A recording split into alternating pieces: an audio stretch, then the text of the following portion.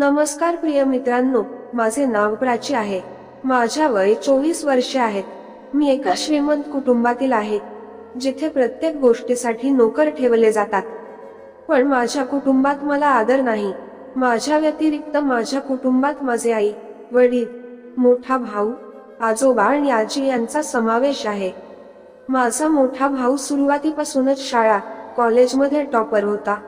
त्यामुळे माझे व्यापारी वडील त्याच्यावर खूप प्रेम करायचे.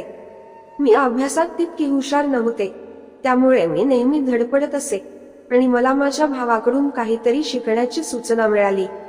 त्यामुळे पप्पा आणि माझे कधीच जमले नाही. बाबांमुळे आई माझ्यावर नाराज होती. जेव्हा एखाद्या व्यक्तीला त्याच्या कुटुंबात प्रेम आणि आदर मिळत नाही, तेव्हा तो बाहेरच्या लोकांकडे जातो. असेच काहीसे माझ्या बाबतीत घडले. पण जे काही झालं ते चांगलं झालं नाही. काय झाले ते सांगते. जेव्हा माझ्या मागील परीक्षांचे निकाल आले, तेव्हा मी 2 परीक्षांमध्ये फेलच झाले होते. वडिलांना निकाल कसा सांगू या विचाराने मी खूप घाबरलो होती. मी सांगितल्याप्रमाणे आमच्या घरात प्रत्येक गोष्टीसाठी नोकर आहेत. मी पण गाडीतून कॉलेजला जायची. नंतर निकाल भेटला. मी कॉलेजमधून घरी जाण्यासाठी गाडीत बसली. माझी जी कार होती, त्या कारचा एक ड्रायव्हर होता. साधारण तो 32 वर्षांचा असेल. त्याचे नाव अनिकेत होते. मग आम्ही घरी पोहोचलो, तेव्हा वडील अजून बाहेरच होते. मी गाडीतून उतरताच पप्पांनी विचारले. पप्पा म्हणाले, बेटा रिझल्ट आणला का? मी म्हणाली, हो पप्पा, मी 2 सब्जेक्ट मध्ये फेलच झाले. पप्पा मोठ्याने ओरडले.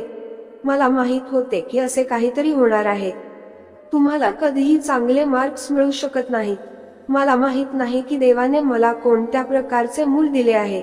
याशिवाय वडिलांनी इतरही अनेक गोष्टी सांगितल्या. माझ्या ड्रायव्हरसह आमचे काही नोकर तिथे उभे होते आणि वडील त्यांच्यासमोर माझा अपमान करत होते. त्याचे बोलणे ऐकून मी रडायला लागली आणि मी माझ्या खोलीत गेली. दुसऱ्या दिवशी जेव्हा मी गाडीत बसली होती, तेव्हा अनिकेत म्हणाला, सर, काल तुझ्याशी चांगले वागले नाही. जर तुम्हा मुलाला शिव्या द्यायची असतील तर तुम्हाला पाहिजे तितके शिव्या द्या, पण सर्वांसमोर टोमणे मारणे ही चांगली गोष्ट नाही.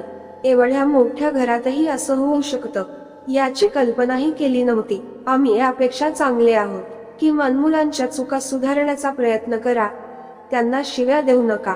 त्याचे बोलणे ऐकून मी खूप प्रभावित झालो. मग मी त्याला विचारले, तू तुझ्याबद्दल कधीच सांगितले नाहीस. अनिकेत माझ्याबद्दल काय सांगणार? आई वडील लहानपणीच गेले. मामांनी मला गाडी चालवायला शिकवली. मग कामाला लागलो. मामाचेही आजारपणामुळे निधन झाले. आता मी एकटा आहे. मी विचारले, तुझं लग्न झालं का? अनिकेत म्हणाला, मॅडम, एकट्या मुलाला कोण मुलगी देणार? मी म्हणाली, का तू खूप हुशार आहेस.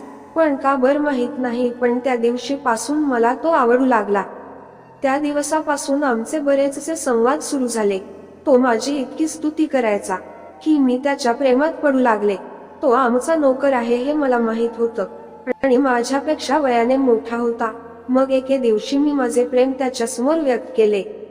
मित्राच्या वाढदिवसाची पार्टी होती. आम्हाला रात्री उशीर होत होता आणि मी पण थोडे प्यायलो होती. अनिकेत गाडी घेऊन पार्किंग मध्ये बसला होता. मी माझ्या मित्रांसोबत खाली आली, तेव्हा एका मुलगा मला चीट करत होता. तो दारूच्या नशेत होता. तो मला काहीतरी बोलत होता आणि जास्त बोलू लागला. एवढ्यात अनिकेत कुठून आला माहित नाही आणि त्याने त्या मुलाला खेचून 2दा चापट मारली.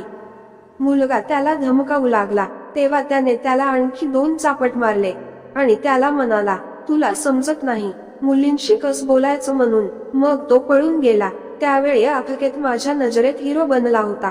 मग तो मला घेऊन गाडीत घेऊन जाऊ लागला. आज मी समोरच्या सीटवर बसली होती. त्यानंतर अनिकेत गाडीत बसला आणि गाडी चालवू लागला. मी फक्त अनिकेतकडे बघत होती. माझे मन त्याच्या प्रेमाने भरून गेले. मग मी त्याला विचारले, अनिकेत, तुला भीती नाही वाटली? अनिकेत म्हणाला, कसली भीती? तो तुझ्या सोबत तो कसा बोलत होता ते मला आवडले नाही. मी बोलले, तुला तो काही करेल तर? अनिकेत म्हणाला, तो काय करणार? आणि मी काही चुकीचं नाही केलं आहे.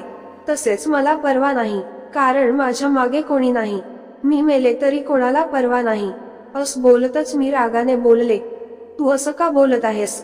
मला फरक पडेल, कोणाला नाही पडला तरी अगलकेत म्हणाला, अहो मॅडम, तुम्हाला अजून बरेच ड्रायव्हर सापडतील. मी म्हणाली, मी ड्रायव्हर शोधू शकेन, पण मी प्रत्येकावर प्रेम करू शकणार नाही.